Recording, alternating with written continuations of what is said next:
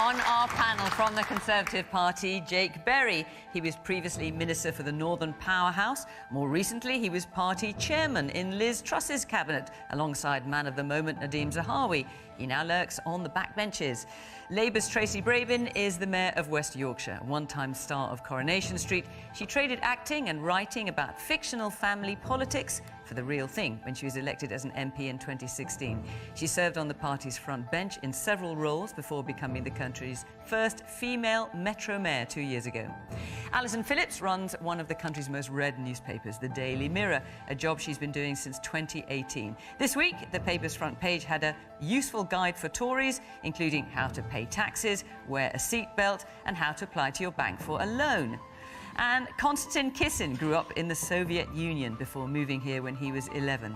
Now an author and satirist, he co-hosts the Trigonometry YouTube show, mostly examining social and cultural issues. His recent speech in an Oxford Union debate arguing for the end of so-called woke culture has been viewed over 15 million times, if not more now, Konstantin, you tell me. Welcome.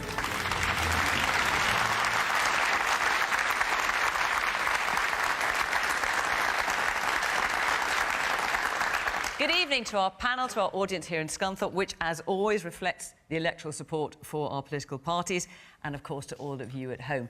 We're going to have a lively debate here, but do feel free to add your opinion on social media at BBC Question Time. Let's hear what you've got to say. Let's take our first question from Andy Johnson. Good evening, panel. Rishi Sunak states integrity and accountability are important to me. Can Nadhim Zahawi stay in post after the tax disclosure saga? Jake, as a former Conservative Party chairman yourself, can he stay in post? So I know Nadhim Zahawi very well. I'd consider him a friend, and he has done, in previous ministerial roles, an excellent job. I think he was an extraordinary vaccine minister in charge of the vaccine rollout here across the UK, and I worked with him very closely in the Cabinet Office, most recently in Liz Truss's government. But even though he is a friend of mine, I'm not going to allow that to distract from a view I have put forward consistently in relation to all these sorts of issues, is that the government needs to find a mechanism for ministers and MPs who are under investigation in this way to step aside, to clear their name, and then to come back into government if that is appropriate. I think from Nadhim, great individual that he is, that will be the right thing to do now. I applaud Rishi Sunak for fast-forwarding this investigation, which we learnt this week will be concluded in around 10 days. But I do think it's unsustainable for a minister to stay in his post while this investigation goes on, including other ministers who are also under investigation, not least because we have learnt that when you want the public to have faith and trust in these investigations, one of the key things is for that individual to step away from power, because it takes away a perception that they have some influence or some ability to alter the investigation because they remain in that position of power. So you think Nadhim Zahawi should step aside, which of course he's not doing at the moment, and presumably you think that Rishi Sunak should ensure that he steps aside, which he's also not doing? Well, I think we've got to create a mechanism for that to happen. That is absolutely my view, and I've consistently stated it for several years, actually, so it's nothing new. I do think that's really, really important, but it needs to apply to MPs as well. So there are several MPs who are currently under investigation. There is no mechanism for members of Parliament to step aside to enable these investigations to go ahead. There are mechanisms, and I appreciate it's completely different when ministers go on maternity leave or have sickness leave. I appreciate it's completely different from the current situation, but it's those sorts of mechanisms that should enable people to step aside, clear their name, and come back into government if in fact they are found to have done nothing wrong, or come back into Parliament if they're found to have done nothing wrong. But I think it's really important that we let those investigations take place without people being in that position. When you say investigations, obviously Dominic Raab is being investigated for bullying allegations. Do you think he should step aside as well? Yeah, I called for that before Christmas, so I haven't changed my Any view. others that I haven't thought of? There's none I can think of, but I did call for it before Christmas.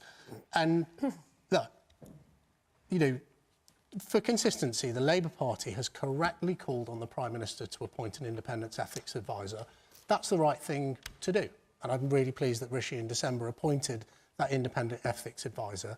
If you believe in that role, as I do, and the Labour Party has consistently said it does, and if you believe that those investigations should take place, as I do, and the Labour Party has consistently said they should, then you have to create the space for those investigations to take place. And I just think, it's a personal view, I think actually people stepping aside to create that space will be the right thing, not just for the government, but actually for those under investigation as well. Tracy. Well, I don't think he should necessarily step aside and there should be this independent investigation. It's as clear as day what's gone on. And it just shows how weak Rishi Sunak is, that he hasn't made the decision to get rid of the party chairman who's now the story. And it makes me just really believe in devolution and that local leaders should live in their communities, because I've been able to focus on the safety of women and girls because I have been a survivor of violence from men. I'm slash bus fares because I'm a commuter on buses and trains. I'm investing in a cost of living crisis package for businesses and for households, because as a freelancer for 30 years, I understand going from paycheck to paycheck. Sorry, you've lost me now. We're going off at a tangent here. My point is the disconnect with a Prime Minister who's using a private jet to come to Leeds from London.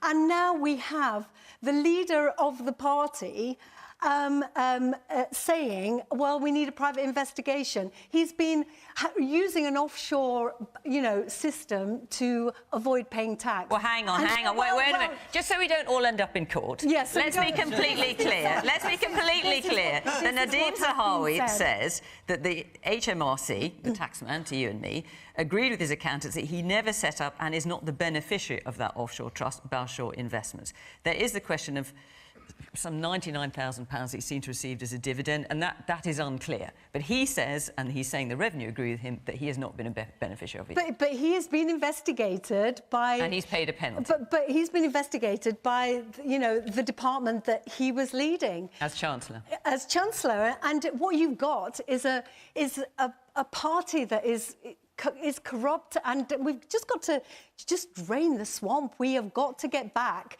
to some sort of level where the public are treated with respect because of the people, the people who represent them let's hear from live the public. like them, not disconnected in the way that we're seeing. It's the woman there in the pink scarf. It's nothing short of misconduct in a public office for him to be accused of that while he was Chancellor. Misconduct in public office. Well, obviously there's this investigation going on, and we'll wait to hear what they say. Yes, the man here in the grey sweater. Yeah.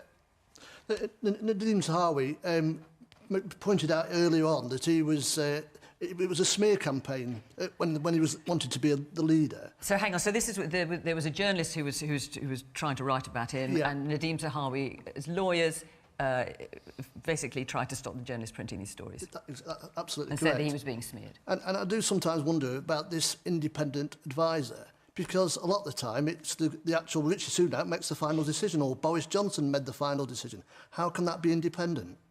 Yeah, so why bother going through with the independent advisor? Yeah, exactly. Actually, Jake, what about that? Because in the end, the independent advisor can advise, but Rishi Sunak's going to make the decision at the end of the day. Well, I have to make the decision. So can he just not make the decision now? Well, he should What make more the is there to decision find out? based on the facts. And we've learnt today that Nadhim Zahawi has consented for all of his tax records as a private individual, all of his tax records to be released to the independent advisor. Ultimately, this comes down to the Prime Minister's judgment when he is in possession of all the facts. And that is the point of the investigation, is to ensure that the Prime Minister is presented with those facts, and his decision about whether to fire or to retain Nadhim Zahawi, the buck stops with him. But he's got to have the facts. Nadhim Zahawi, just to be clear, is maintaining that he has done nothing wrong. I believe he's maintaining that he was careless but not deliberate. Well, yeah, Careless okay. with many millions. Careless It's but not quite deliberate. extraordinary. But, it's really easy, isn't it, to sort of throw people, under a bus and say, well, actually, there are these allegations against them, they should resign. But if you believe in the process, and you may say that you don't agree with the independent ethics advisor, but it's the leader of your party who's been calling for him to be put in place and to conduct exactly the sort of investigation that he's doing. If you may not agree with it, but if Keir Starmer believes in it, this ethics advisor has to be given the space to make the investigation, and then ultimately the Prime Minister can make a decision when he has all the facts. The woman here in the front. I think there is a mechanism. It's called resigning. OK. We hear you. It's the woman in the red shirt there. I am a local GP, and trust is such a vital component of my profession. I mean, no disrespect to you, sir, and I don't mean to embarrass you at all, but we've had so many incidents, from Matt Hancock to Boris Johnson to now Nadeem Zahawi and lots of others. I just really struggle to understand how we can trust the Conservative Party. And like I said, I don't mean to embarrass you at all. So politely put. My goodness. The man in the grey sweater there. Well, welcome to Scunthorpe, by the way. Yeah. Thank you. Are we saying that the definition of the word careless is wrong in the Oxford English Dictionary? What do you mean? Well, the word careless and the use of the word careless, I think, differs from the one in the dictionary. Well, it has a specific meaning when used in the context of tax law, I'm told. And the boss of Revenue and Customs was in front of MPs today, and for what it's worth, he said there are no penalties, which, as we know, Nadeem Zahawi has paid one, no penalties for innocent errors in your tax affairs. Alison. Well, going back to the original question, I am absolutely staggered as to how Nadeem Zahawi is still in a job. I mean, on so many levels, this is wrong, and all it is doing is painting a picture to all of us here, all of us across the country, that is one rule for rich Tories who are governing us and one rule for the rest of us, and we're just not playing in the same ballpark. This week of all weeks, all around the country, you've got self-employed people having to fill in their tax returns to get to the end of the month, and the rest of us who just do PAYE and you don't get any choice, you just have to do it. The very idea that we've got somebody there who has got into this situation, who was Chancellor of the Exchequer when he was going through this situation with the HMRC, and as to how he's still in a job. So this time, he hasn't been straight with us, but he hasn't been straight with his boss. So, you know, a week ago, poor Rishi Sunak had to stand up in Prime Minister's questions and say, no, it's all over, nothing to see here, that's fine. The following week, he has to get up, and because he, like the rest of us, found out in the papers over the weekend that not only was there a £5 million, he'd had to shell out £5 million, but £1 million of that was a penalty. Which we don't know that for a fact that it was a million. It's around about $1 million. Well, OK, you may know that. I'd say at the BBC we don't know that. That bit hasn't been denied by anybody. OK, it hasn't been accepted And also, as Fiona's just said, that the boss of the NHMRC said today, you don't get a penalty if you're innocent. So it's pretty much there. But surely Rishi Sunak must have called him in and say, hang on a minute, how come I've just found out that what you said to me last week was not the whole truth? And you've made me look an absolute clown. You've caused distrust in the country, and this is continuing. And I think the other thing the gentleman there raised, which really cuts for me, is the idea that last July, Nadeem Zahawi was using his very expensive lawyers to send out letters to get journalists and investigators to stop looking at this and say, this is not true, I'm going to sue you. We're seeing so much of this in this country at the moment, of like very rich people using the law to evade proper scrutiny. And the idea that we've got somebody who's in our government that was doing that, it's just appalling. It stinks. And I think Rishi Sunak, when he came out and he said that stuff at the beginning about integrity and professionalism and accountability, we all thought, great, because that as a country is what we deserve and that's what we want. And he's let himself down. He's allowed one of his closest advisors to let him down. I just think it's a real shame for all of us. Can I just ask you, you know, you say politicians are being expected to be treated differently. Do you just fire people from the Daily Mirror on the basis of allegations? What actually Rishi Sunak is doing, and what I'm calling for him to do, is to treat Nadeem Zahawi in the same way you'd be treated working for the Daily Mirror or for Tesco's or Sainsbury's across the road from this hall, to have a proper investigation and then make a decision at the end of that investigation. You don't fire people from the paper on the basis of a rumour. You say, let me learn the facts and I will make a decision. That's what I'm calling the Prime Minister to do. The additional step he should take, in my view, is do what all other employers would do, including your newspaper and employers in this town, and suspend that individual or that individual step aside while the investigation takes place. That isn't MPs asking to be treated differently. That is MPs being treated like every single other employee in this nation. But here you've got a minister who has brought his government into a sort of a sense of disrepute that people are feeling we can't trust them. So as on a purely political basis, surely Rishi Sunak does not want his government being dragged down by somebody who is now distrusted. OK, let's hear... Is there anyone in the audience who shares Jake's view? Because some of you are clapping. So let's hear from you. Yes, the man in the red sweater. Yeah, so I completely agree. In having worked in industry for many years, if somebody had done something wrong, you have to find out the facts. I ended up in court defending somebody who had gone through an allegation of bullying, and until the facts were laid out, you couldn't make a decision. I mean, there's obviously been an investigation by the Inland Revenue, so those facts are there. But he's not losing his job as an MP, it's just his role within government. And the man a little bit further along in the blue check shirt, yeah. Yeah, as Jake was saying, why should you lose your job for something that may turn out not to be true? What aspect may not turn out to be true? Because Well, we know that he settled... Even in- he reached a settlement with the Inland Revenue and that he's paid a penalty, so that he accepts. But until the review has found him, say, guilty or not guilty, then surely he should be allowed to stay where he is until the final decision is given. All right, and the woman there in the glasses and the black and white top. Unlike business, government ministers are appointed by the Prime Minister. They don't go through the same recruitment process. So the Prime Minister surely then has the ability to sack them without due process because they don't go through due process to be appointed. Okay. Constantine, we haven't heard from you. Well, Jake gave a good effort, and I admire someone defending their friend, but when he described Nadeem Zahawi as an extraordinary vaccine minister, he was extraordinary in his deceitfulness. He said that vaccine passports were discriminatory and that they wouldn't be introduced in this country before proceeding to introduce them. So this is not someone that inspires a lot of trust in me. And hang on a minute. When you say we had vaccine passports, yes, you may mean something different by vaccine passports. We had the NHS app, yes, and we could show if we he had said a vaccine that would be or not. discriminatory and wouldn't be introduced. But we didn't. And then there were lots of introduced them. instances where we weren't, as, for example, they have been in China, forbidden from going to literally Well, I'm any very place grateful in the we didn't UK become China. So but we didn't my- have vaccine passports in that sense. We had the programme that he said would not be introduced and promised it wouldn't be introduced and called it discriminatory. But anyway, let's not focus on that. If we come back to the point about this current situation, as you said yourself, HMRC, the boss of HMRC said today that innocent people don't pay penalties. No, he said there are no penalties. I'm just going to be completely clear. There are no penalties for innocent errors in your tax affairs. Right. That's what he said. So we can conclude from that it was not an innocent error then. And he wasn't specifically talking about Nadeem Zahawi, but he was just talking generally. But Nadeem Zahawi paid a penalty. Yes. So it was not an innocent error. Can we agree on that? My opinion doesn't count, folks. I just want to hear what you got to say. Just following the logic of what you're saying. But I actually do agree with Jake. I think there needs to be a proper investigation. But he should have resigned on day one for that investigation to happen. And there is a touch of the Hancock about this, an unfortunate turn of phrase given why he left.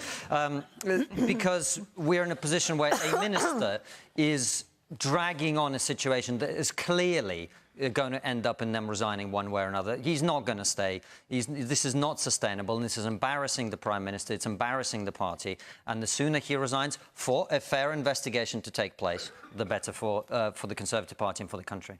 Very briefly, and that's going to move on. Just very quickly, just to pick up on the GP's point, this is absolutely about trust. And over the last few years, aren't we just sick of it being spun what feels like a lie? And you've got the ex-Prime Minister asking a friend to get him a loan of £800,000, and then that person who did that for him now becomes the chairman of the BBC.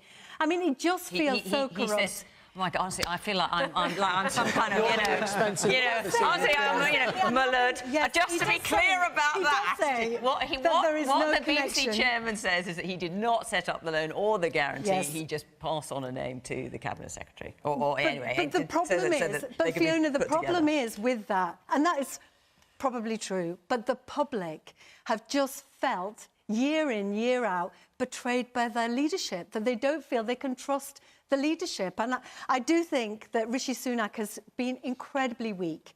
He could have said, you are the story, I can't afford you to be the story, move over, let Jake take his job back, who knows? All right, Jake, come back and be bank party chairman, is that what you're saying? It's a sad state of affairs. Does that apply also to Labour MPs? Because, of course, the Labour former chief whip is currently suspended from Parliament, and no one knows why. And there is a journalist who currently asks Keir Starmer every single day of the week on Twitter, Why is that individual suspended from Parliament, suspended from the Labour Party? Do you need this transparency on a cross-party basis? Because I think there are real questions to ask, which is why actually I started by saying I think we need a new mechanism where both ministers and members of Parliament can step back when these investigations go on. But of course Nadeem Zahawi is... Well, do you want to respond to Jake's point? Yeah, I think the point is that transparency is important. I don't know the ins and outs of that. I'm no longer in the House of Parliament. It's a secret. But I'm no longer in the House of Parliament. But I would say my point is about the public, and our trust and respect for politicians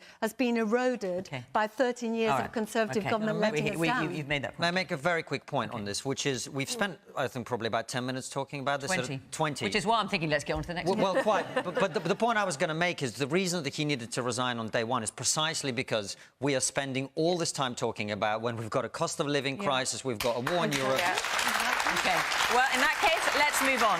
Before we do, I just want to tell you that next week Question Time is in Glasgow, and the week after that we're in the southwest of England, in Swindon. So if you would like to come along and be part of the audience, look what fun it is, isn't it? So interesting. If you'd like to come to either show or any of the future shows after that, go to the Question Time website. The address is on the screen, and you can see where we will be, and you can apply there to come and be part of our audience, and we would love to see you. Right, talking of audience, let's take another question now from Anne Johnson. Yes, here in the front. Northern leaders say levelling up should be hardwired into UK law to help close the gap in living standards. Does the panel believe this will help to tackle unequal living standards? Yes, so this was something that they were saying yesterday at a conference, sort of Northern Powerhouse conference, that levelling up should be hardwired into law as opposed to relying on decisions by government about where the money's going to go. Tracy? Yep, well, I agree. You won't be surprised to know that I agree. And how would that work, actually? What does it mean, hardwired into law? What would that law look like? Well, that means that wherever you live, you should expect the same standard of living. So whether that's the same access to a bus, whether that's the same access to a good job, a college course, where you could get the same amount of money for the similar job. We know that levelling up doesn't work. That phrase is done and dusted. And I would say at the Convention of the North, you were missed, Jake. Where were you? I wasn't invited. You could always come. You could always come. But we know that this idea of levelling up, and it's been a government flagship, the levelling up funds, the £2 billion that's much lauded, that's going to really, reset the dial. I mean, I think here you applied for £70 million worth of funding. Did you get 20 million? In West Yorkshire, Leeds had 6 bids and wasn't successful in any. Bradford, a brilliant bid in an area of regeneration and deprivation for Odsal Stadium. No money at all. It is not good enough. This piecemeal, as Lisa Nandy says, the Hunger Games style of bidding against each other is not the way you level up our country. What you have to do is you have to embolden and deepen devolution across the whole country. Now, as mayors, we have limited powers, some powers, which are very welcome, but bidding into these beauty contests way of funding our ambitions is holding us back. And I think it's really important that we get a deeper and wider settlement, so a single pot, we can spend that more efficiently, where we have responsibilities over skills. We know what our businesses need, where we can tackle the climate emergency and also tackle poor housing. We don't have those powers. We can make a massive difference. I'll just bring in the rest of the panel if I can. And you all looked rather puzzled, actually, when Tracy said, have you had any money from the Levelling Up Fund? Just so you know, no, you haven't. Though you have had money from other funds, but not from the Levelling Up Fund. So, Jake, do you support this idea? First of all, are you critical of the way the Levelling Up funding has been handed out? Do you support the idea of it being hardwired into law? And if so, how would that work? Yeah, I do support it. And actually, to some extent, with the Levelling Up Bill is currently going into through Parliament with some long-term missions, which are about transforming the communities that Tracy and I actually have the privilege of representing as politicians. Just to put in your mind how big this challenge is, the income disparity between the poorest parts of the north of England and the richest parts of the southeast are greater today than between East and West Germany before the Berlin Wall fell. That is a national disgrace and something, quite right, it is a shame and something that all governments, regardless of their political makeup, should set out to challenge. But it's also worth pointing out that the German government invested £71 billion a year, roughly, a year to level up East Germany, where the government here's annual budget is 4.8 billion. So you're asking me about can make that comparison. Implementation of the Levelling Up disparity. Fund. So I think that's the point about hardwiring this through law, would ensure that the North, and I'm going to talk about the North as someone who's lived and worked and born and bred in the North of England, the North would get its fair share. And for decades, it's not a Conservative or a Labour thing, I'm sure Tracy would accept. For decades, successive governments have failed to invest properly in the North of England and its infrastructure and transport. I mean, they're on Crossrail 2 in London. We're still waiting for Crossrail 1 in the North of England. So would you go so far as to do what happens in Germany, because there they have hardwired it into law, where they have a law that requires equality between all 16 states, and then an annual process of funding redistribution to support it. So that's taking away from the government. I'm not an expert in German law, but I think hardwiring would, over a period of time... We talked about the scale of the challenge. This will take decades to reverse. I wish there was a magic wand. With the government's Levelling Up Fund, we did see some of that. So you got more spent per capita in all areas of the North of England than you did... Do you think it's working in London? I do think it's working. I just hope and I know that the government needs to go further and faster. Okay. But if we step back, this is £4 billion that has come to some of the poorest communities across the UK, because this government has set out a determination to reverse some of those disgraceful statistics that I started my answer by talking about. But if I may, just very quickly... Really quickly, because we had lots of you. I've got to hear from the audience. It is our money. And you have taken it from local authorities that used to deliver these projects like Tracy, swimming pools and leisure centres. It's not your money, it's taxpayers' money. Well, exactly, it's the public's money. I think that's what you mean, isn't it? Right, let's hear from some of our audience. Yes, the man there in the red fleece. Just a bit further forward, yeah. Just given the timescales involved around legislation to hardwire this into law, is that actually a practical solution? All right, you think it might take too long? Yeah. Yes. And the man behind you, yes, in the blue check shirt. So, Jake, you said earlier that it's right that the levelling up money comes into the North, so why has it taken so long for the government not to be able to see that fact in terms of where it's distributing the money? OK. The woman here in the red top, yes. You just mentioned that the Levelling Up funding is going where it deserves to in the North, and you looked at it per capita. When you look at it per capita, actually, Yorkshire and the Humber, which we are part of, is the third worst funded. Right. And the man behind you in the glasses? Yeah, about 13 minutes from here, Doncaster Sheffield Airport's currently sat closed. Would this have happened down south? I bet not. No. And does it not say a lot about Rishi Sunak's leadership? Constantine. I think we talk about levelling up. What we should be talking about is levelling with people here and in the rest of the country. The reason that the disparity that you talk about exists is that you, in this community and communities around the North, bore the brunt of globalisation and deindustrialisation of this country. And there's no point building infrastructure if there's no jobs for people. I don't think what you want here is government handouts. I think what you want is industry and employment so that people can have a decent job and dignity. And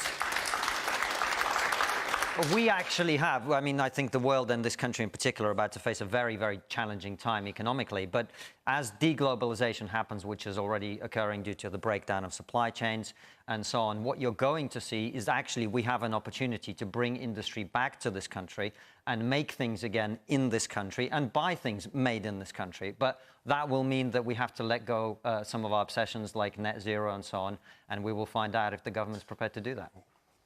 OK. Man there in the glasses. Just a few figures. Scunthorpe, levelling up round 2, no money.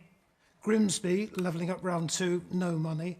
Cleethorpes, 18.5 million. Allegedly, one man's tax bill plus penalty, 5 million. Here are some figures for you. Right. Alison. I just think it is incredibly disappointing that the current system that we've got is causing people to feel like that. So making a situation where people that are underinvested in also just feel they've tried to bid for some money, they haven't succeeded, and then that confirms all their fears that they are being left behind. So to come back to Anne's question, is it a question of putting it into law? So I think that whole idea about how, as we were talking about in Germany, so after reunification, you had West Germany, it was up here, and you had East Germany down here. How did they try and bring them to some kind of balance in the middle? They put it into law, and you just ensure that each year the regional disparities become... So it sounds a really sensible idea. And then I think what it does is, because I completely take Jake's point and his frustration that we're still in this situation, because there's certainly been plenty of good intentions about this, but I have to sort of remind Jake as well, you know, his party has been in power for 13 years, so it's not like they got in the day before yesterday. There has been plenty of time to look at this. But what people really need, as we say, is investment in good jobs, is investment in the infrastructure. I mean, the trains that you have to contend with in this part is just horrendous. How are we going to encourage investment? I know we've got British Steel is a huge employer around here, or certainly was a huge employer and is still an employer. But the way the steel industry has been treated in this country over many years is just terrible. The Mirror's been campaigning for the steel industry since 2015 because there's no commitment to sustainable growth, to supporting our steel in the way that they do in Europe, into helping with energy costs, as they do in Europe, in encouraging people to buy British steel, as they do in other countries. And it's that kind of commitment to proper jobs and to proper infrastructure, which means that communities can thrive rather than being dependent on handouts that might get tossed in their direction once a year. OK, man there in the grey top. This was one of Rich's big flagships, you know, levelling up. But all he was talking about was his seatbelt. What I'm trying to say is that a lot of the time, all we seem to talk about is the other things. He should have been able to say, like, this is what, levelling up, you know, this is what we're doing for the country. But we're always distracted by other things. Surely it's got to be that, you know, how can his team let him have a picture with no seatbelt on? It just beggars belief. OK, and the woman there. In relation to the levelling up bill, will there be any direction for local councils as to where the money's spent? Because locally there seems to be some quite questionable decisions being made as to where money is spent at the minute. Like what? Frodingham, someone would know better than me. Frodingham Road, there was some kind of arch being put into the area that was going to cost, I think it was in the region of £60,000. It was a metal arch over the street. Whereas bus services have been cancelled all over the county. All right, Jay, do you want a final word before I move on? Well, look, just on the issue of levelling up, if you want to see some real progress that we've made, it's the creation of devolution deals.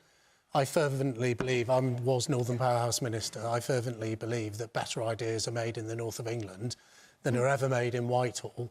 And one of the great sort of totemic things you can see that has already been delivered to drive the local economy is the fact that 65% of the north of England now has a Metro Mayor, and actually more of it has a devolution deal. Now, I want to see that be 100%. I want this hardwiring of levelling up law to pass forever, power in the hands of local decision makers, because I think that's the best way of driving economic growth. And just to pick up on what Constantine said, you are so wrong. We do not deliver a growing northern economy by turning our back on net zero. The north of England, this county, this region is a global leader in green technology. We deliver a better levelled up north of England by having green collar, highly paid, secure jobs for people who live in this region.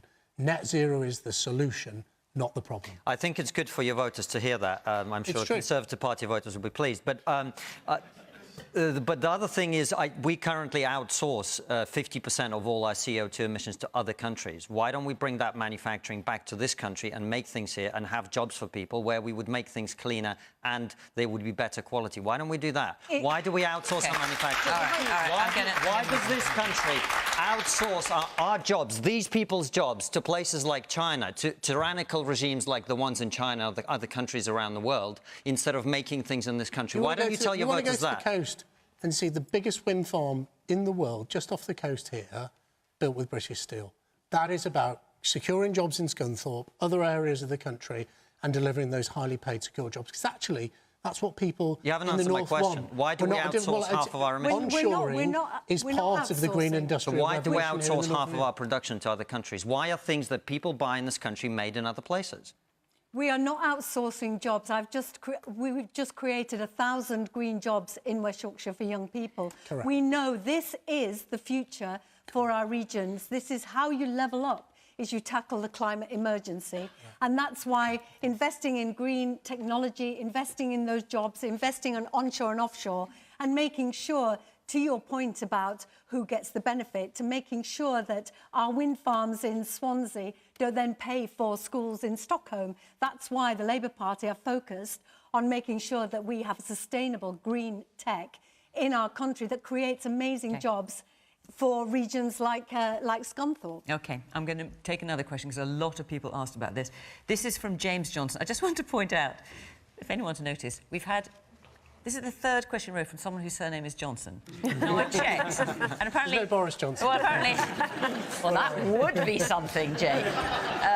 He's easy to spot. Mr Johnson, if you're listening, you want to come on Question Time, we'd be very interested to see you. Apparently, you are not related, you don't know each other. It's just complete coincidence. It was a very common name around these parts. I don't know. James Johnson, let's hear from you. Is it a good idea for NATO to be supplying Ukraine forces with tanks, or will it spark World War III? And is this... How worried are you about that, James, since you asked the question? I'm a bit undecided about it, because Putin's a very dangerous man, and he's got very good allies with him, especially in China and everything. Constantine? I don't think it's going to spark World War III. I think it really depends on what people want. If you want to support Ukraine and to be able to defend itself, then we have to provide them the things that they need to be able to do that. I personally support that. There are people who disagree, but it's not going to spark World War III. And actually, I think... How can you be... I'm not warmongering or fearmongering, but how can you be so sure? Because Putin is a... We don't know what he's thinking. Well, it's very clear, based on what they've said, is they've called this a provocation, but they're not doing anything about it, and I don't think they're going to attack the West in response. The West actually has been pretty smart about this in that they have been gradually testing the waters as opposed to just throwing lots of stuff at them too. And so it means that there's a sort of marginal effort every time. It doesn't really allow Russia to respond as aggressively as they might otherwise have done. As I say, it depends what you want. If you want Ukraine to survive, then you have to support them with the things that they need. Otherwise, you let Putin take over. I mean, that's the choice. And so, personally, my view is we should provide the Ukrainians with what they need to defend their country. Because the next step, which Zelensky is asking now for, is fighter jets, which so far has been a red line for NATO. You think that NATO should supply fighters? I think the first thing NATO should supply is defensive anti-aircraft and anti-missile systems that will allow Ukraine to defend its power stations and power supply networks, which is what Russia is currently attacking. I think that really should be much more of the conversation. Okay. Alison? Yes, I think we are in a clearly very dangerous situation, but I think we have to act. I think it was good that we got to that point yesterday where we could show a united force across Europe and the United States, because I think it not only is the actual tanks that we're delivering, but it's also that political message that Putin hasn't managed to cause divisions amongst the West, which I think is what he was hoping to do. But we have to be very mindful that, you know, Zelensky was asking for 300 tanks. We're probably coming up with around about 130. As we say, there's still lots and lots of other equipment that they require. Yes, he would like planes as well, and that's going to be a big call. And I think we all have to go into this with our eyes wide open. How much are we prepared to give to Ukraine? Are we prepared to give what it takes? Because that could be an awful lot. But I think we haven't really got a choice, because if we don't deal with Putin now, we'll be dealing with him in Poland or Estonia or elsewhere. And you ask those people that live in those countries, Finland, Poland, they are terrified. They are pouring money into this effort because they know that they'll be next. And, you know, is it a third world war? I don't know how you quantify that really, but it's certainly a war between democracy and dictatorship. And I think we need to know what side we're on, and then we're going to do whatever it takes to support it. OK, let's hear from our audience. The man here in the front. Should we not be going in a bit harder supporting Ukraine to stop Russia thinking they can just... Well, I mean, that is a very interesting point. Like send troops, for example? Troops, yes, jets. OK. He needs shutting down before this he is the conversation tries to take we over need the to world. have, because if we're going to have to do that in 6 months or a year's time, there is an argument, is it better to act sooner and quicker? We should have gone in sooner, yes. We should have gone in a lot sooner. OK, let's get a few more views. The man there on the corner in the blue sweater. I'm half Ukrainian, and I think we should give the Ukrainians everything they need, because the buck's got to stop somewhere, and if we don't give them arm the Ukrainians, Putin's just going to keep rolling on. Okay. And do you still have family there? I have some family there, yes, in Lviv. And what are they telling you? I haven't been in touch. Right, okay. The man there, yes, you're waving your hand like that, yeah. I think there's a comparison here we can draw in history. I don't think Putin will stop with Ukraine. He'll probably want to enlarge this, what he considers to be a Soviet empire. He'll want to move into Poland next, Estonia. People had the same choice to make in the 1930s, and they didn't. They sat back, and that cost a lot more lives than they stood up to Hitler in the first place and took him on at the beginning. We've got the same situation now with Putin and Ukraine. So, Tracy, the fact that tanks are now being sent, we know that Germany hesitated for some considerable time about the decision, not only because of their history. Tanks rolling into Europe was not a look that they particularly want to emulate, but also because they saw it as an escalation, and they were very unsure about that. Are we right to send tanks? Is it raising the threat of direct confrontation between NATO and Russia, do you think? I think we're absolutely right to send tanks in. And I think I'm really proud of the way that Europe has come together and stood side by side with Ukraine. When I was a Member of Parliament, I was on the Parliamentary Armed Forces scheme and really privileged to spend time with the Yorkshire Regiment in Estonia. And to Alison's point, the Estonians and the whole of Europe are really focused on making sure that they can defeat Putin. But it is the long haul. And for the families, the Ukrainian families in West Yorkshire, who I've met many of them, and for those who've come over and have found sanctuary in homes of Yorkshire folk, I just want to thank them for their open-heartedness, taking people in. But also to say to government that we can't waver. We have to focus and support NATO to make sure that however long this is, we are in it for the long haul and we won't abandon our Ukrainian friends. And Jake, we've heard at least two people from the audience saying actually you should give Ukrainians what they want, because we know President Zelensky is now asking for planes.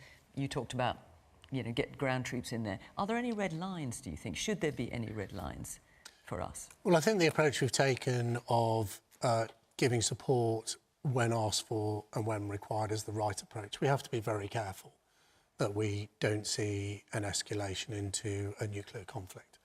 But the government absolutely has done the right thing with the support of the opposition parties and also with support around the world to give these tanks. It's the right thing to do.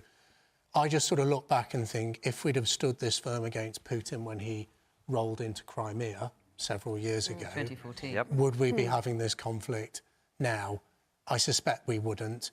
He's a nasty bully who is pursuing an illegal war on the soils of Europe. We cannot allow that to happen, and we have to stand firm with the people of Ukraine. And we should take pride as British people at having been one of the leading supporters of our allies in Ukraine from the start of this conflict. In fact, providing more training than any other nation before the conflict even started. But if we fail to act now, I think a member of the audience pointed out that we will find ourselves fighting on the soils of Poland. That really is World War III. And we have to do everything within our power to avoid it. And you say we should respond to when asked. President Zelensky has asked for fighter jets. Should we be giving them to him? Well, I don't feel I'm equipped to give that answer tonight. I think it's something that has to be debated in Parliament and also in NATO. But I just think we have to stand firm. We should be exceptionally proud of the things we've done, including families in Rosendale and Darwin who've welcomed in Ukrainian families. I think Britain can be proud of her role. So, like you, I'm half Russian, half Ukrainian, and I would very much echo the last point that you made, Jake. People in Ukraine are immensely grateful for the support that Britain has provided. I think we should be very proud in this country. And on behalf of them, thank you. I think they'd all want me to pass that on. Can I quibble with something you said, Fiona, briefly about Germany? Because actually, and this comes back to the debate we were having earlier, the reason Germany is so hesitant to support Ukraine is not some kind of sentiment about World War II and a bad look and all that. The reason they're hesitant is they depend on Russian gas. They need Russian energy. But there's also great sensitivity in Germany Germany. I understand. About but the main military driver of that hesitation is the fact that they're relying on Russian gas. And this is why I come back to the point about energy security. We have to produce our own energy if we want to be safe in the world. It is essential that we do this. So it's very important. And finally, red lines. If you send British troops into Ukraine, you are going to be in World War III. And I say that as someone who's fiercely pro-Ukrainian, who's opposed Putin's invasion from the beginning. That is a red line we must not cross. OK. All right. I'm going to move on, take another question now. As ever with this programme, it's a massive turn to a completely different subject. But quite a few people have been asking about this. So, Marie Girdham, where are you? Right, let's hear from you. As a woman myself in the postmenopausal stage of life, should the government have rejected a proposal to have menopause leave pilots in England? Right, so for those of you not aware, this week the government rejected a recommendation by the cross-party Women and Equalities Committee. They wanted to make it illegal to discriminate against women because they're experiencing the menopause. This was a cross-party recommendation, and they also suggested having a pilot to try that idea out. And the government decided that they're not in favour of that idea. Alison. I think this is quite a tricky one, really. To the point where, because I think it's tricky, I think maybe the pilot would have been a good idea because of the reason it's a pilot and we could have seen whether it worked. So, as I understand it, there is already legislation there which protects women from their sex, if there's a disability, and age are sort of protected characteristics already. So I wasn't completely convinced that menopause necessarily needs to be a protected characteristic. So I think there are things that are already there. Well, what the government was saying is, and it's slightly complex, forgive me, but what you can't do with equality is apply it to dual characteristics. So menopause, you could argue, comes under age and sex, and therefore the Equality Act might not apply to men. And so the mere fact that it's that complicated that we're having that bit of the conversation makes me wonder, isn't actually what's actually of more use to women is easy access to the healthcare they require, easy, cheap access to HRT, and flexible working arrangements and bosses who understand what women might be feeling if they're going through the menopause. And that actually they're kind of practical things that we could do here and now and immediately and make that better for women. And also sometimes I'm not sure whether I just want to be judged on a medical basis. I don't know. There's more to me than just the medical bits. I don't know. But clearly there is clearly a demand from many women who are feeling. We know that women are dropping out of the workforce at that age. But there again, we also know lots of people dropping out of the workforce at that age because they're not getting the healthcare that they require. So on balance, I kind of thought, well, maybe the pilot would have been the best way to testing out all these conflicting thoughts. Now, I want to hear from some women as well as men in the audience. Obviously, Trace, I'll come to you in a minute, but you just shot your hand up there with the black hair and black top. Yeah, I think you're absolutely right that we need to start walking before we start running, and the priority has to be access to the right medical advice. So many women are just getting it's just a lottery depending on who your GP is and where their perception of the menopause. And what would you think about the idea that you could go to your boss and say, I'm menopausal, and actually at the moment I just don't feel well enough to work. It can be for a variety of reasons, but I don't feel well enough to work, and therefore have the right to be able to... Personally, I wouldn't feel comfortable with that at all. Right. I think it's about actually having access. I've been very lucky with my GP, and I am on the right HRT, and I am getting the right services, which has made a massive transformation, and I am able to do those things and work effectively. So it's about access for you? Okay. Yeah, it's about the access completely. There's a woman here. As somebody who's gone through it, if men went through the menopause, would the law have been changed? Okay.